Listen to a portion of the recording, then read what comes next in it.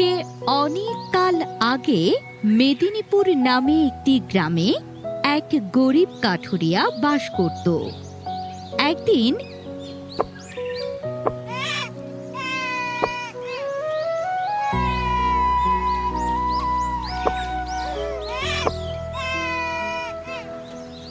কি এই নীরব নিস্তব্ধ জায়গায় বাচ্চার কান্নার আওয়াজ কোথা থেকে আসছে? যাই তো, একটু সামনে এগিয়ে দেখি।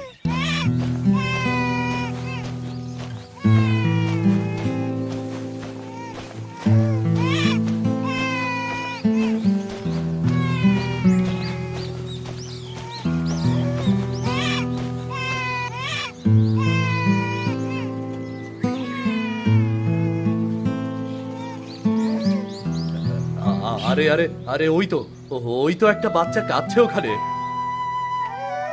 আহারে, কি সুন্দর একটা মেয়ে, ফুটফুটে গায়ের রং যেন দুধে আলতা।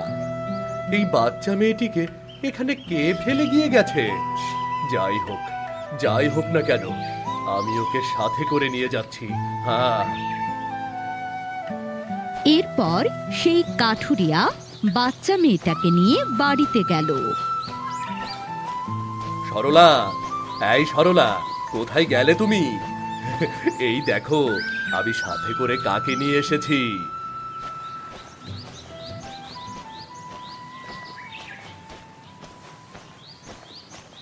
মরণ, বাড়িতে ফিরেই এভাবে চিৎকার চেঁচামেচি করছো কেন? আর সাথে এটা কোন আপদ নিয়ে এসেছো? এসব কি ধরনের কথাবার্তা? আপদ মানে? দেখতেই তো পাচ্ছ, ছোট্ট একটা বাচ্চা নদীর ধারে পড়েছিল, তাই তো সাথে নিয়ে এলাম। আমাকে একেবারে উদ্ধার করেছো। নিজেদের খাওয়া জোটে না, আর এখন কিনা এই উটকো ঝামেলাটাকে সাথে করে নিয়ে এসেছো। সৃষ্টিকর্তা তো আমাদের সন্তানের সুখ দেয়নি। একবার ওকে কোলে নিয়ে দেখো, দেখবে মা হওয়ার স্বাদ পেয়ে যাবে গো। না না বাপু, যাকে তাকে আমি আমার সন্তান ভাবতে পারবো না। তুমি ওকে কোথাও একটা ফেলে দিয়ে এসো। গো বৌমা, কাকে ফেলে দেওয়ার কথা বলছো তুমি? আরে বাহ, এটা তো একটা ছোট্ট বাচ্চা, তুই ওকে আবার কোথায় পেলি? আর বলো না মা, আজ কাঠ কেটে যখন বাড়ি ফিরছিলাম, নদীর ধারে এই বাচ্চাটাকে কুড়িয়ে পেয়েছি, আর তাই তো সাথে করে নিয়ে এলাম। শুনুন মা, এই আমি আপনাকে স্পষ্ট করে বলে দিচ্ছি, এই বাচ্চার কোনো দায়িত্ব কিন্তু আমি একদম নিতে পারবো না। ঠিক আছে বাবা, তুমি যদি ওকে দেখাশোনা না করো আমার কোনো আপত্তি নেই, কিন্তু এখন থেকে আমি ওকে দেখাশোনা করব। দে দে, ওকে আমার কোলে দে। আজ থেকে ওর নাম দিলাম ফুল। আরে বাহ, দারুণ নাম হয়েছে মা। আজ থেকে ফুলের দায়িত্ব হলো তোমার আর আমার, বুঝলে? এভাবে কাঠুরিয়ার ঘরে ফুল ধীরে ধীরে বড় হতে লাগলো। সারা দিন বাইরে এ পাড়া ও পাড়া ঘুরে বেড়ায়, তাই তো শরীরে ব্যথা এসেছে। যা, একটু ঘরে গিয়ে বিশ্রাম নিয়ে আয়। না দাদিমা, তুমি আমার জামার উপর একটু হাত দিয়ে দেখো, আমার গায়ে সত্যি খুব ব্যথা। ঠিক আছে বাপু, কাছে আয়, একটু হাত দিয়ে দেখি তোর জামার ভেতরে আবার কি হলো। বৃদ্ধ বুড়িমা যখন জামার উপর হাত দিল, দেখতে পেল সেখানে দুটো ছোট ছোট পরীর ডানা। এ কি দেখছি আমি? এ অসম্ভব, জামার ভেতরে দুটো ছোট ছোট পরীর ডানা। কি বলছো দাদিমা? পরীর ডানা? পরীর ডানা আবার কোথা থেকে এলো? আমি তো কিছুই বুঝতে পারছি না। খবরদার, এই কথা যেন কেউ জানতে না পারে। এমনকি তোর মা কমলাও যেন এই ব্যাপারে কিছুই জানতে না পারে। তোর বাবা বাড়ি ফিরলে আমি নিজে কথা বলবো। সেদিন কাঠুরিয়া বাড়ি ফিরলে তার মা তাকে সব কিছু খুলে বলে।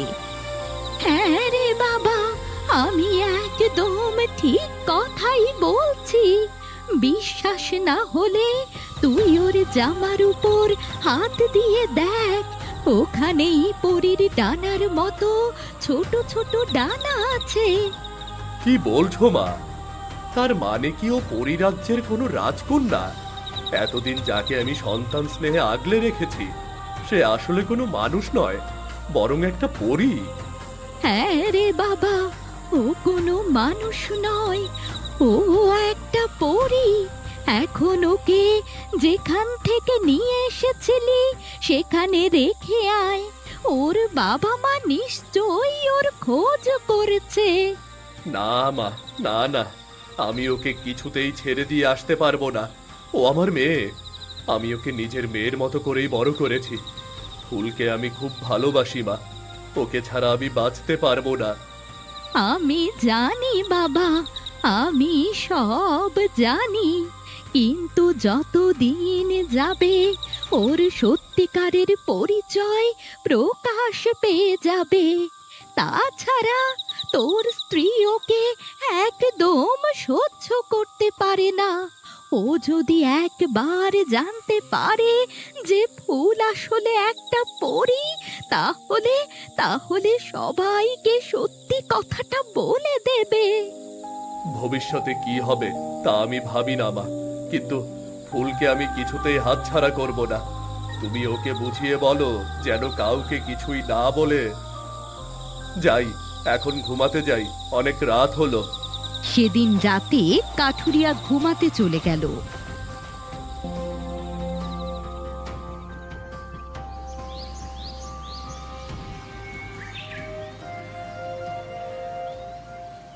পরের দিন সকালবেলা কমলা ফুলপরির সাথে খুব রাগারাগি করতে লাগলো। এই যে নবাবজাদি, কটা বাজে? পড়ে পড়ে আর কত ঘুমাবি? যা, এখনই নদী থেকে একটু জল নিয়ে আয়। ও মা, আমার সারা গায়ে খুব জ্বর। গতকাল রাতে গায়ে জ্বর এসেছে। আমি আজ পানি আনতে পারবো না মা, তুমি একটু কষ্ট করে পানি নিয়ে এসো। শরীর তো নয় যেন একেবারে ননির পুতুল, একটু জ্বর এলেই সারা দিন শুয়ে থাকতে হয়। তোকে আমি বসে বসে গেলাবো নাকি? যা, এখনই নদীর পাড় থেকে জল নিয়ে আয়। এরপর ফুল খুব মন খারাপ করে নদীর পাড় থেকে জল আনতে গেল, আর নদীর পাড়ে বসে বসে কাঁদতে লাগলো। ঈশ্বর, তুমি কেন আমাকে এত শাস্তি দিচ্ছ? আমার সত্যিকারের বাবা মা কে আমি সেটাই জানি না। তাছাড়া আমি মানুষ নাকি পরী আমি সেটাও বলতে পারি না। কি ব্যাপার ফুলপরি, এই নদীর ধারে বসে তুমি কাঁদছো কেন? এ কি, তুমি কি করে জানলে যে আমি একটা পরী?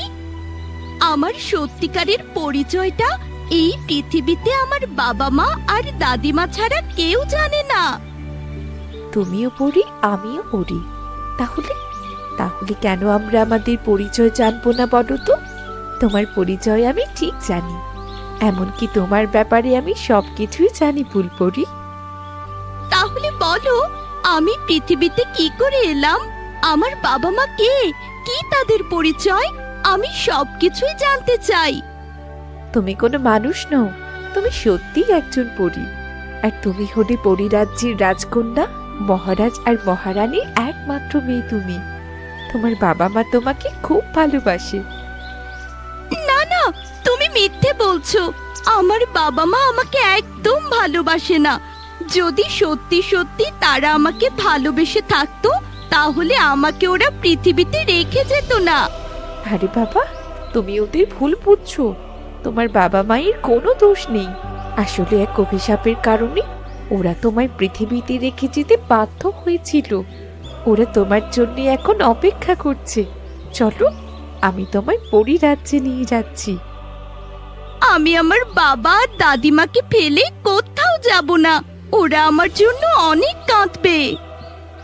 তো বেশ, তো এ তো খুব ভালো কথা। তুমি তোমার বাবা আর দাদিমার সাথে দেখা করে এসো, তাদেরকে সবটা খুলে বলো। তাদেরকে বলবে এখন তোমার চলে যাবার সময় হয়েছে।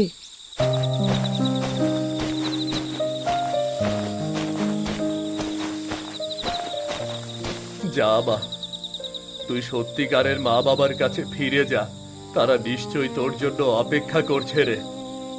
বিশ্বাস করো বাবা, আমারই তোমাদেরকে ছেড়ে যেতে একদম ইচ্ছে করছে না।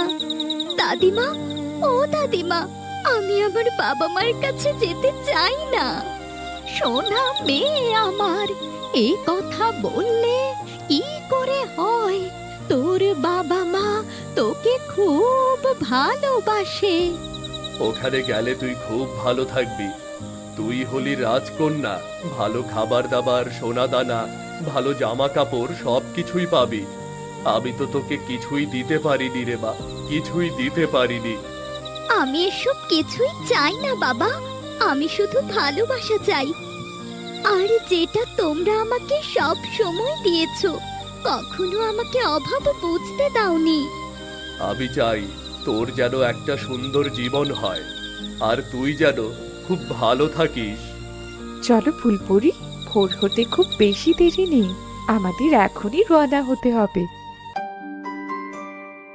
এরপর ফুলপরি জলপরির সাথে রওনা হলো। সে যখন পরীর রাজ্যে পৌঁছলো, সে দেখতে পেল তার বাবা মা তার জন্য অপেক্ষা করছে। এই তো আমার ফুলপরি এসেছে। আয় মা, আয় আমার বুকে আয়। কতগুলো বছর হয়ে গেল আমি তোকে ছুতে পারিনি মা। এক অভিশাপের জন্য তোকে পৃথিবীতে ফেলে রেখেছিলাম। আমার লক্ষ্মী সোনা, আমি তোর মা, আর উনি হলেন তোর বাবা। এখন থেকে আমরা তোকে আর চোখের আড়াল করব না, সব সময় তোকে বুকে আগলে রাখবো মা।